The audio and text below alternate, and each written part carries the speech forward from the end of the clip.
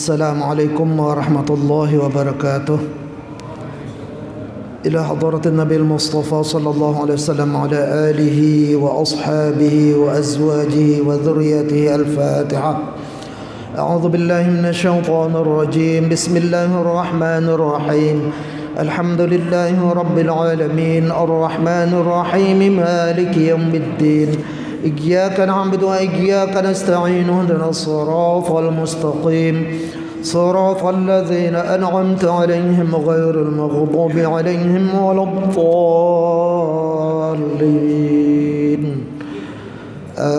آمين.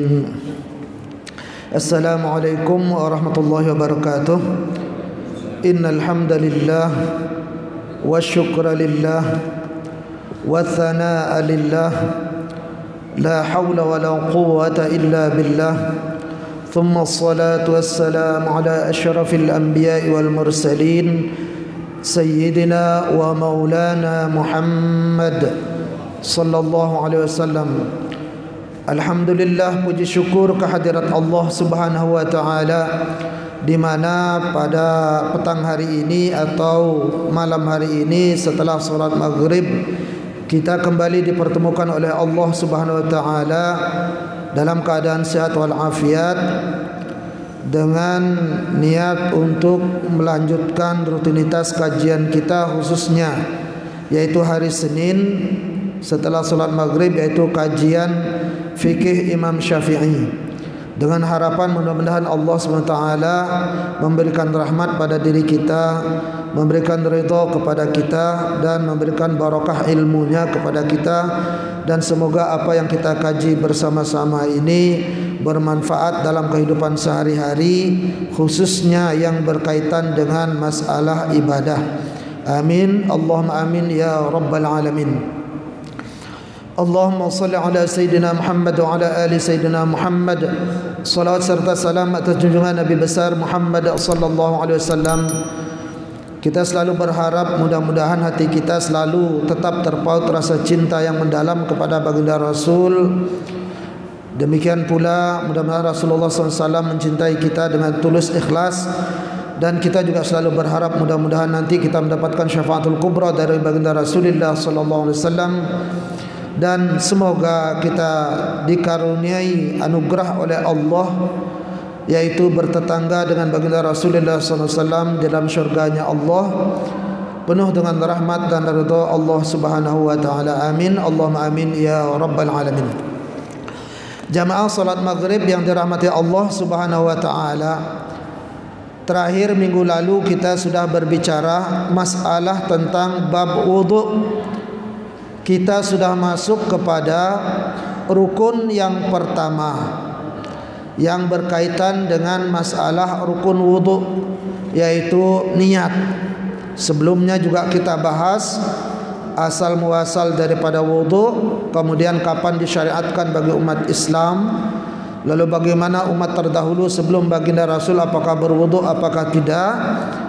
Kemudian juga sudah kita kaji bersama pada saat wudu itu disyariatkan bertepatan dengan disyariatkannya salat 5 waktu selepas baginda Rasulullah sallallahu alaihi wasallam pulang dari Isra dan Mi'raj, yaitu pada saat melaksanakan salat zuhur.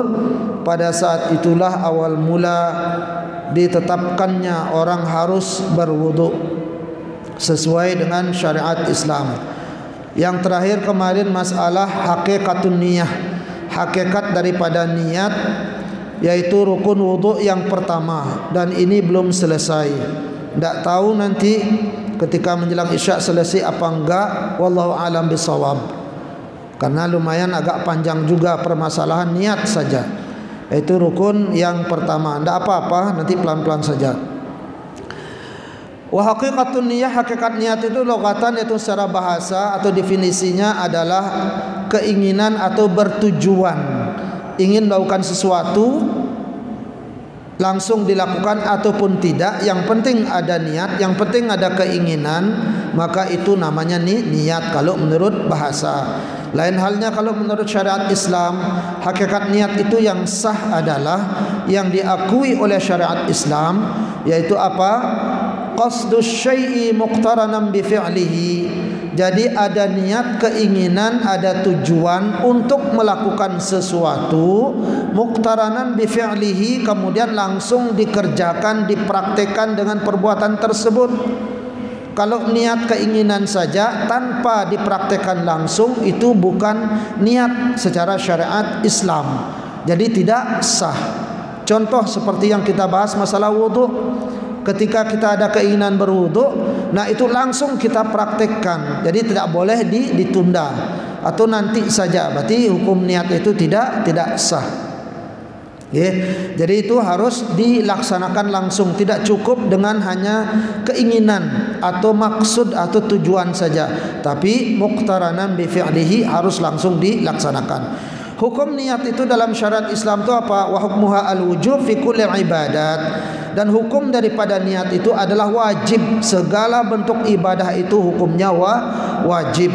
Karena itulah orang non muslim atau orang kafir itu tidak sah melaksanakan apapun kegiatan ibadah yang kita lakukan, asal dalam ibadah itu ada rukun, yaitu niatnya. Karena orang non muslim itu niat menurut syariat Islam itu tidak sah dilakukan karena beda agama, karena akidahnya yang kotor atau beda. Ingat, kalau jasadnya itu suci, tubuhnya suci, tapi akidah keyakinannya itu najis atau kotor atau beda dengan kita. Wa mahalluha, dan tempatnya itu al-qalbu, yaitu hati. Ini niat, tempat daripada niat itu adalah hati, bukan di bibir atau bukan di ucapan. Tapi para ulama itu sering menuliskan lafaz-lafaz niat itu tujuannya apa? Biar kita tahu apa yang harus kita lakukan di dalam hati ketika menginginkan memunculkan suatu keinginan. Kalau umpamanya ketika ingin berwudu, keinginan yang bagaimana yang harus muncul di hati sehingga sah dia dikatakan niat dan langsung dilaksanakan. Nah itu tempatnya di hati. Makanya itulah dibikinkan lafaz. Nah, dalam suatu pendapat juga dijelaskan, disunnahkan juga orang melafazkan. Tujuannya itu apa? Membantu menguatkan ucapan keinginan hati yang ada dalam di hati itu. Nah, kan ada hadis mengatakan man sanna sunnatan hasanatan, kan begitu. Nah, barang siapa yang melakukan suatu kebaikan, suatu perbuatan yang baik, falahu asyruha, maka baginya adalah pahala 10 kali lipat. Maka kalau itu hal yang baik diucapkan, dilafazkan untuk menguatkan sesuatu yang ada di hati dalam keinginan kita, maka otomatis itu hukumnya sunnah. Itulah alasannya para ulama mengatakan dalam fatwanya, dalam fikih, ketika kita berniat itu dianjurkan atau disunnahkan untuk dilafazkan. Nah, dalam kehidupan sehari-hari, ketika kita ingin berkeinginan atau berniat, bermaksud melakukan sesuatu untuk lebih menegaskan kepada orang lain, maka biasanya juga sering kita ucapkan. Ya, umpamanya kalau kita ingin menyewa rumah, maka tentu tidak cukup dengan niat saja, keinginan saja, tentu juga harus dilafazkan. Kalau niat saja nggak tahu dia, jadi kurang meyakinkan, harus dilafazkan. Bila perlu, menurut undang-undang katanya harus ada apa? Hitam di atas putih. Selain dilafazkan dengan ucapan, juga dilafazkan dengan tulisan lewat perjanjian tersebut. Nah, kalau dalam masalah ibadah tidak perlu ada penulisan. Jadi cukup di hati, kemudian dibantu dikuatkan dengan lafaz atau ucapan. Tujuan niat itu apa sih sebetulnya? Yang ada di hati itu bukan hanya ibadah saja. Apapun yang kita lakukan, pasti itu di dalam hati itu ada tujuan, ada maksud. Ingin apapun pasti ada maksud. Ingin ngambil buku pasti diawali dengan maksud. Apa fungsi daripada yang ada di hati itu sehingga muncul keinginan atau niat ataupun maksud? Tujuan itu apa sebetulnya maksud daripada niat tersebut yang ada di hati? Tujuannya adalah, kalau masalah ibadah, tamyizul ibadah anil adah, untuk membedakan mana perbuatan ibadah, mana perbuatan yang bukan ibadah. Banyak juga ketika kita basuh cuci muka, atau umpamanya ketika kita bersih-bersih biasa, itu juga wudu namanya. Tapi itu wudu bukan ibadah. Kenapa? Karena niatnya beda. Beda halnya ketika kita berwudu, memang itu ada niat keinginan di dalam hati itu.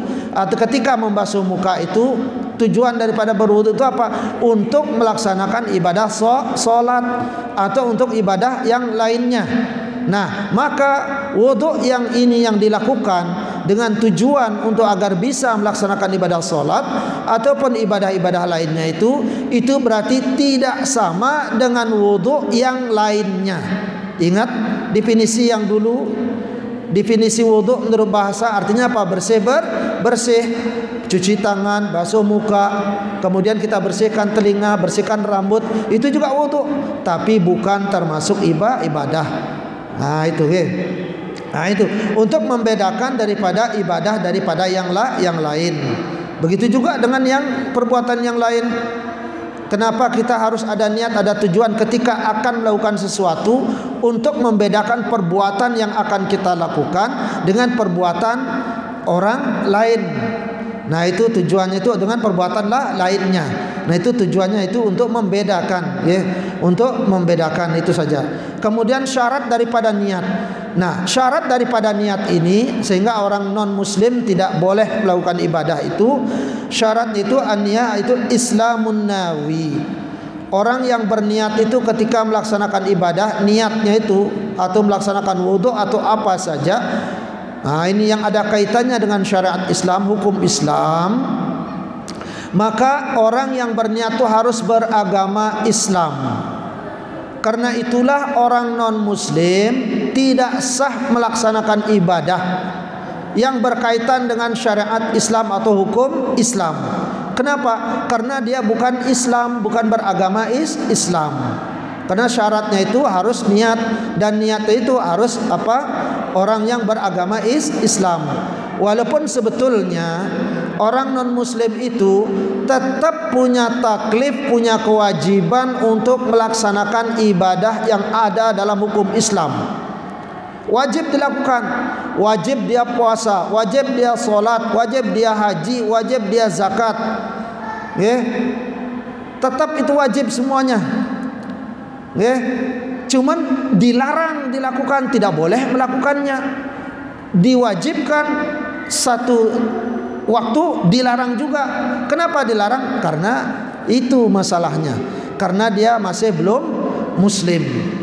Nah inilah karena kewajiban, masalah kewajiban semua manusia beribadah kepada Tuhannya Sang Pencipta. Tapi dia tuh dilarang juga, sekaligus diwajibkan, sekaligus dilarang. Nah ini gara-gara apa? Di dalamnya itu masih ada kekotoran akidah atau keyakinan yang tidak sesuai dengan hukum atau syariat Islam, yaitu tidak sesuai dengan tauhid, bidang tauhid. Nah itu syaratnya yang pertama, harus orang beragama Islam yang berniat itu. Wa tamyizuhu, yang kedua syarat orang berniat itu harus bisa membedakan mana yang baik, mana yang buruk. Nah itu, jadi orang yang berniat ketika dia berwudu, dia harus niat terlebih dahulu. Nah ini dia ketika dia berniat, dia bisa membedakan mana yang benar, mana yang tidak. Jadi bukan anak kecil, apalagi orang gila, orang tidak waras. Jadi tidak sah. Atau orang yang idiot. Nah ini orang yang safih, jadi dia akalnya masih pendek, tidak bisa. Kemudian itu syarat yang kedua. Kemudian syarat yang ketiga daripada niat itu sah orang itu berniat, wa ilmuhu bil manwi, jadi tahu apa yang akan dilakukannya. Kalau ada orang berniat tapi dia tidak tahu perbuatan yang akan dilakukan, maka otomatis niatnya tidak sah. Nah, kalau kita berhaji tentu harus niat dulu. Nah ketika niat, apa yang kita niatkan tuh suatu perbuatan hajinya itu tahu apa enggak? Kalau kita tahu, alhamdulillah sah hajinya. Kalau tidak tahu, udah gugur, batal dari awal. Gara-gara niat batal, mulai ihram itu sudah batal. Jadi harus tahu apa yang akan dilakukannya. Wa adamu ityanihi bima yunafiha. Dan ketika berniat itu jangan sampai mendatangkan suatu perbuatan yang bisa membatalkan niat.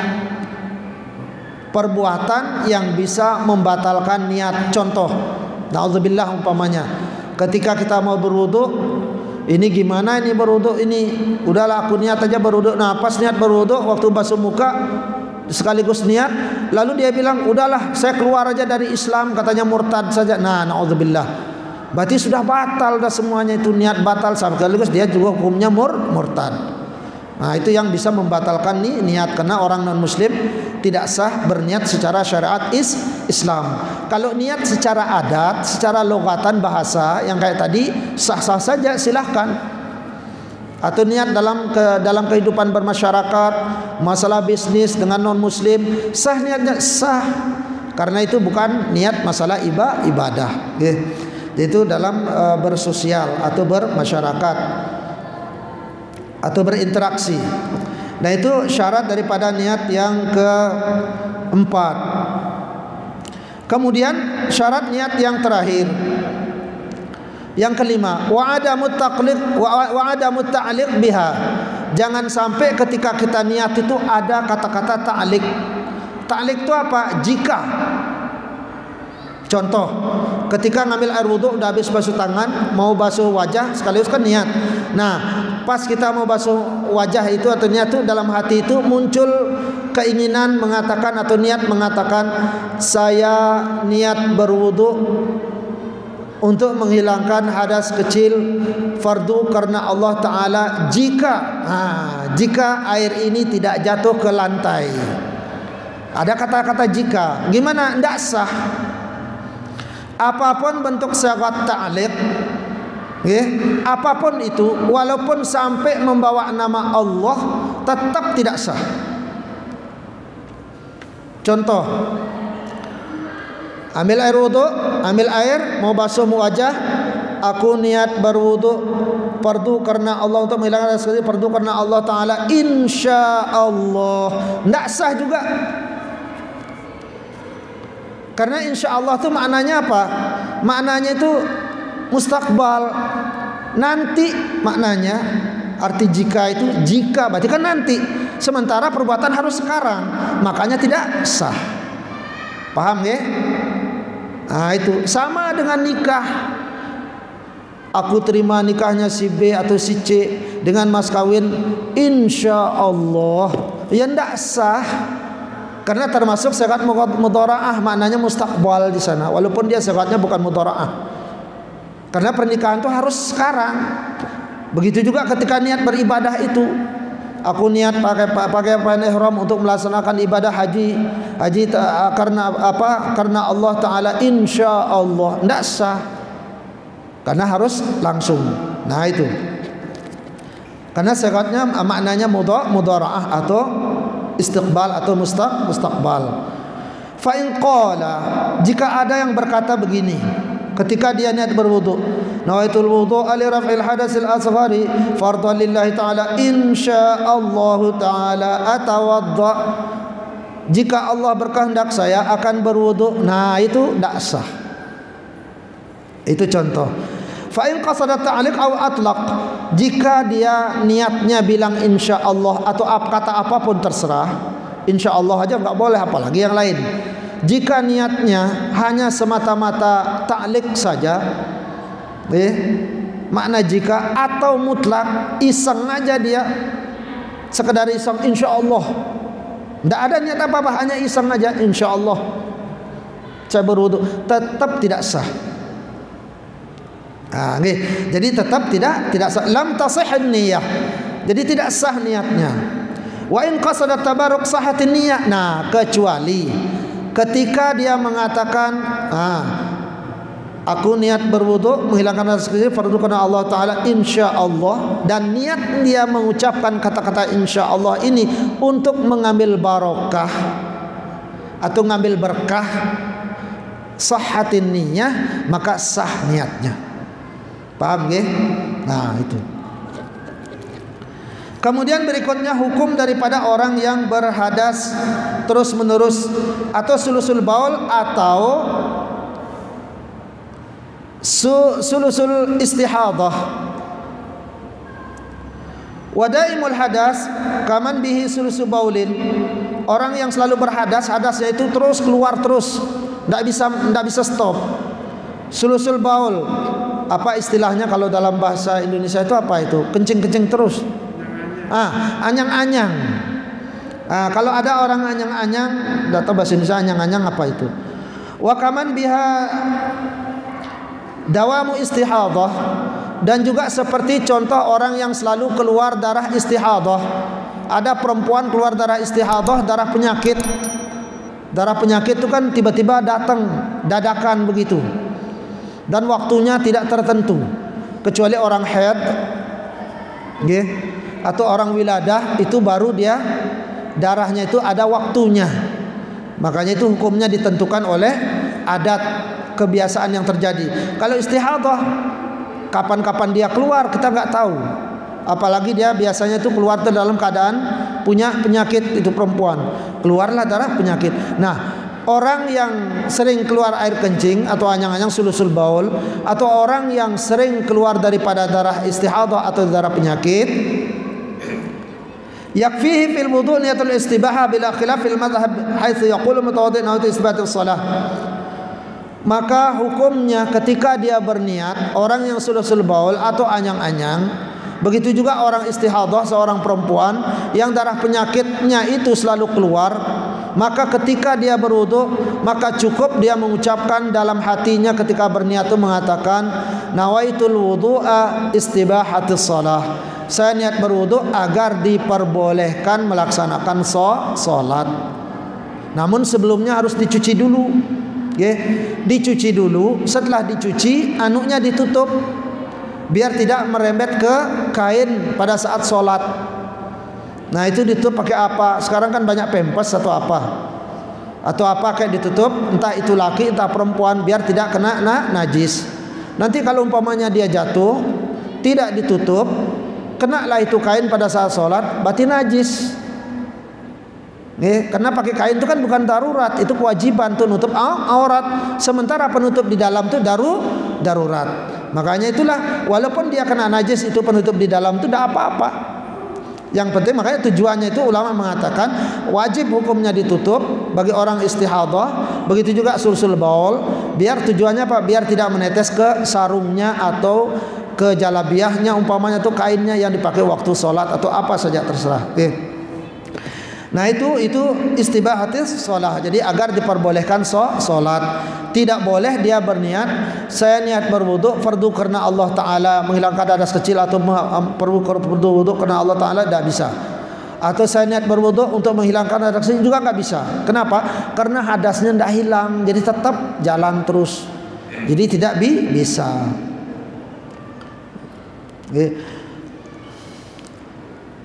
Itu menurut madhab Imam Syafi'i, bila khilaf, tidak ada perbedaan. Mau nggak mau harus seperti itu. Insyaallah ya, karena bila khilaf inilah, tidak ada perbedaan inilah, semua kitab-kitab para ulama yang bermadhab Syafi'i dimanapun dia berada itu selalu bilangnya sama. Jadi istihadah itu salah. Memang ada perbedaan, memang ketika kita berniat waktu membasuh muka, umpamanya aku niat berwudu agar diperbolehkan melaksanakan ibadah salat. Setelah kita niat itu, perlukah kita memberikan niat tambahan? Apa itu niat tambahan? Aku niat berwudu untuk menghilangkan hadas. Itu tambahannya. Boleh apa enggak? Nah, itu bebas itu. Mau ditambah silakan, enggak juga enggak apa-apa.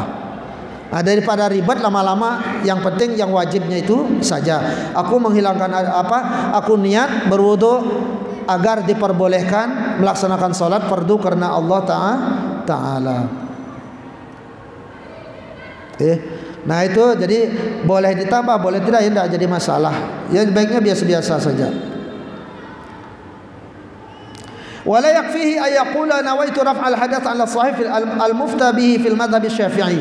Maka tidak boleh, tidak cukup orang mengatakan aku niat berhadas, menghilangkan hadas, niat berwudu untuk menghilangkan hadas. Ini menurut pendapat yang benar, yang sudah difatwakan dari ujung dunia manapun, itu fatwanya seperti itu. Jadi tidak ada perbedaan. Jadi harus seperti itu. Wa dzalika li baqa'il hadath biduni raf'in, karena masih tetap adanya hadas, tidak bisa hilang. Fi man bihi sulusu baulin wa fi man biha sulusu istihadatin.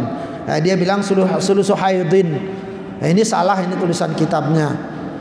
Nah, orang yang sulusul haid itu tidak ada itu. Karena haid itu sudah ada batas waktunya, nggih. Nah, ini makanya perlu kita ngaji fikih itu harus berburu. Tidak bisa harus baca-baca, ntar malah nyasar nanti. Nanti dibilang, oh ada sulusul haid, katanya orang yang selalu anyang-anyang haid, yang tidak ada. Jadi yang ada itu istihadah. Karena kenapa tidak ada orang sulusul haid, orang yang tersulusan haid? Karena kalau ada orang haid melebihi batas sebanyak-banyak orang haid, berarti itu bukan hukumnya haid, itu namanya darah penyakit atau istihadah. Kan sudah ngaji dari zaman dulu sama datuk-datuknya kan begitu katanya. Berarti ini salah tulis, salah cetak, maklum namanya manusia.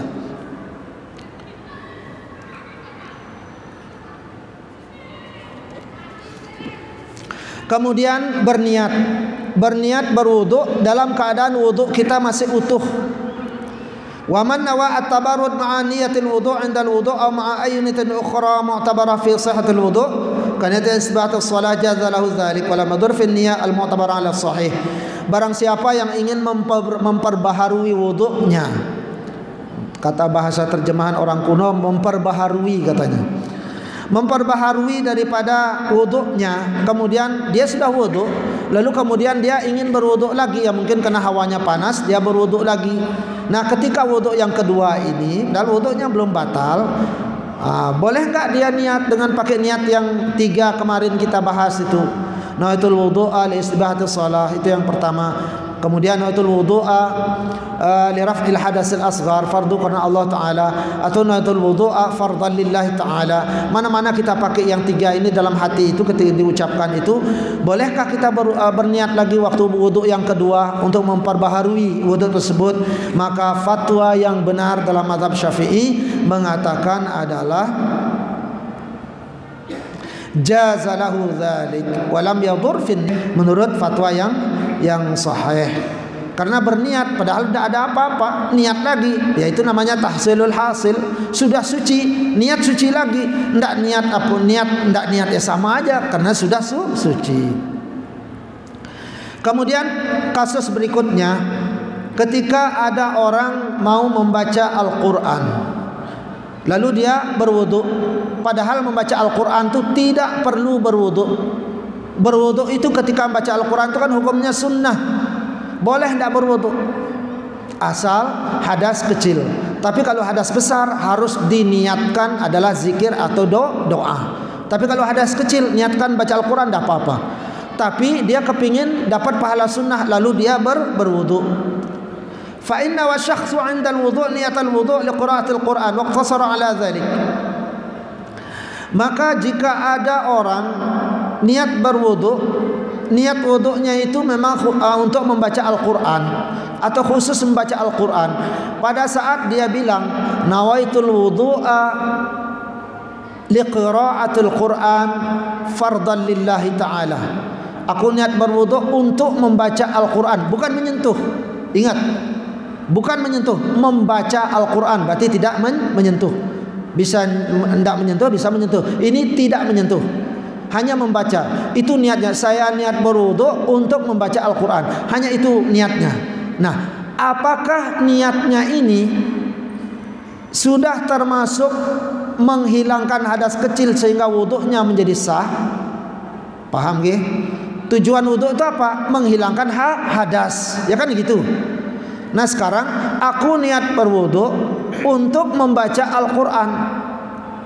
Apakah sah, apakah tidak? Tidak ada kata-kata menghilangkan hadas. Bukan untuk menghilangkan hadas, atau untuk agar diperbolehkan membaca Al-Qur'an. Hanya untuk baca Al-Qur'an gitu saja.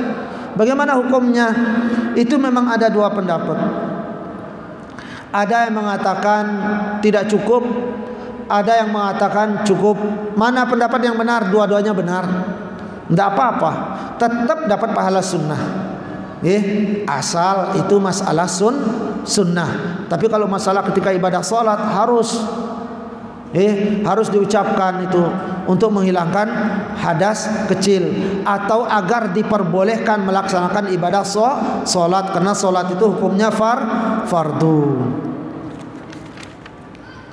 Kemudian kasus berikutnya, tata cara berniat. Mulai dari mana kita berniat?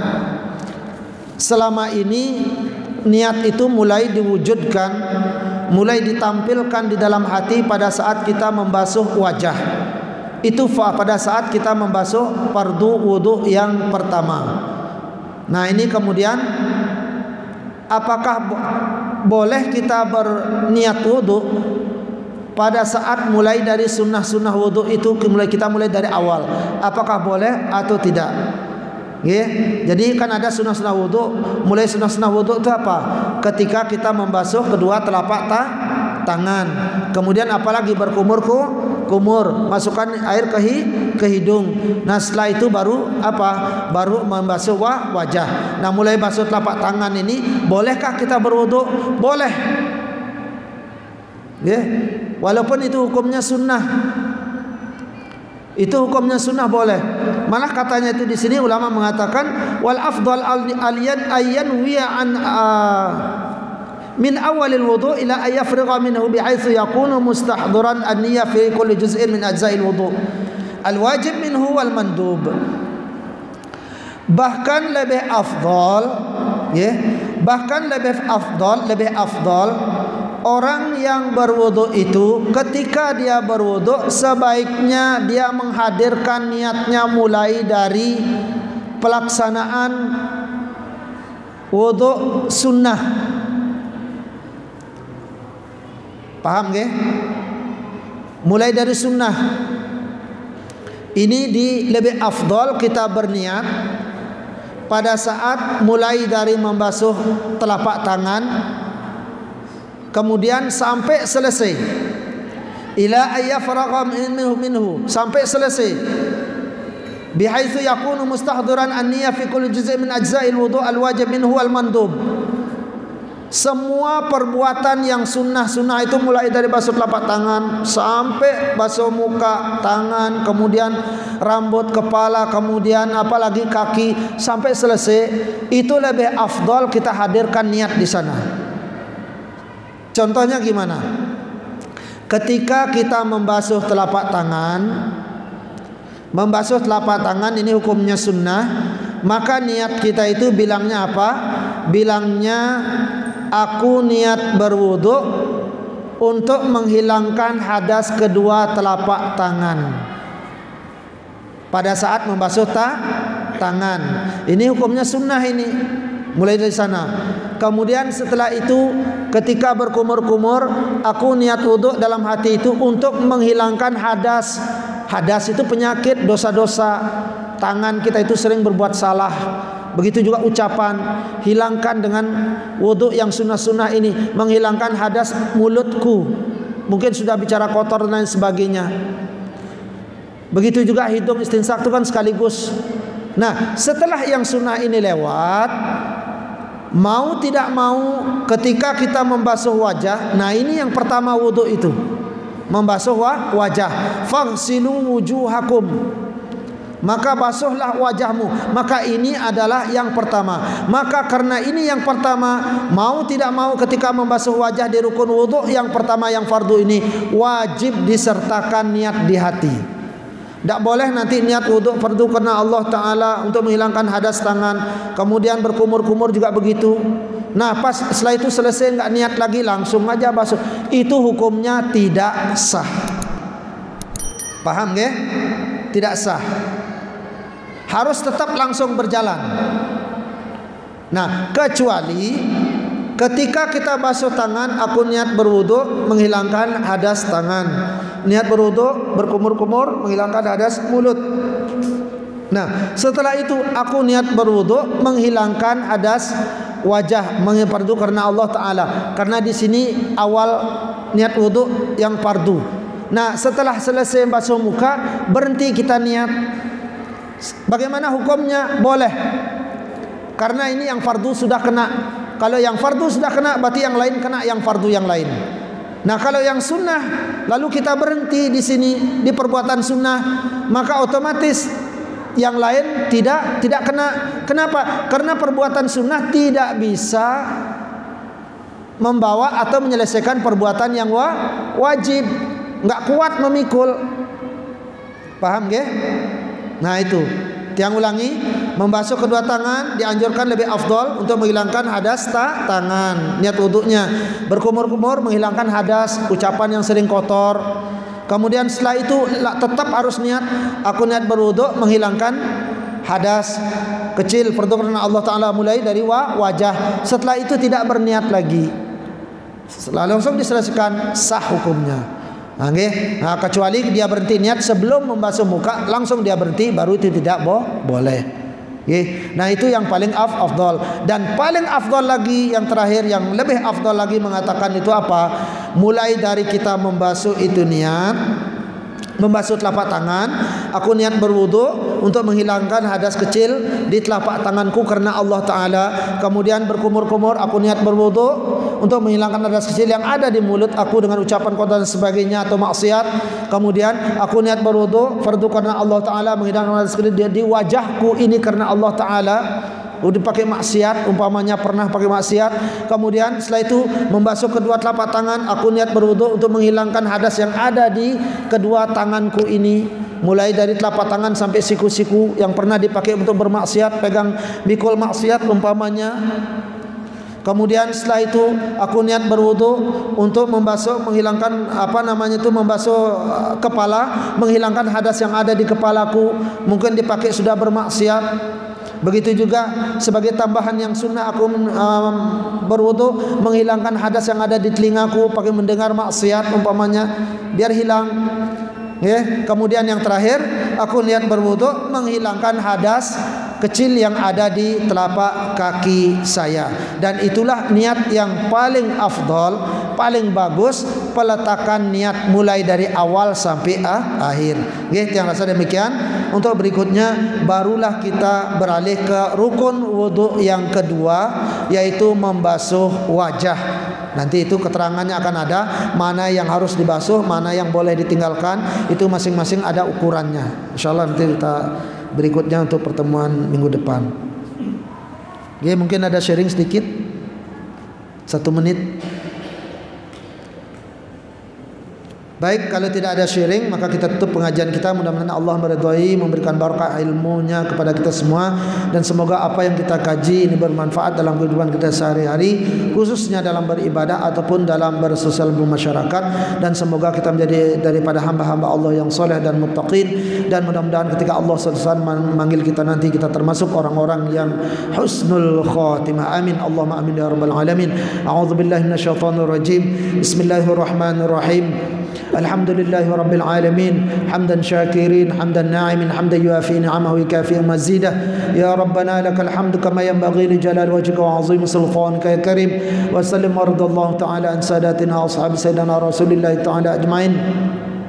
اللهم اغفر لنا ذنوبنا والوالدينا وارحمهم كما ربونا صغارا ولمشايخنا ولأساتذتنا ولجميع المسلمين والمسلمات والمؤمنين والمؤمنات الأحياء منهم والأموات وتابع بيننا وبينهم بالخيرات رب اغفر وارحم أنت خير الراحمين ولا حول ولا قوة إلا بالله العلي العظيم اللهم علمنا ما ينفعنا وانفعنا بما علمتنا اللهم إنا نعوذ بك من علم لا ينفع وقلب لا يخشع عمل لا يرفع دعاء لا يسمع اللهم إنا نسألك علما نافعا ورزقا طيبا كثيرا وعملا متقبلا وربنا أرنا الحق حقا وارزقنا اتباعه وأرنا الباطل باطلا وارزقنا اجتنابه ربنا هب لنا من أزواجنا وذرياتنا قرة أعين واجعلنا للمتقين إماما ربنا آتنا في الدنيا حسنة وفي الآخرة حسنة وقنا عذاب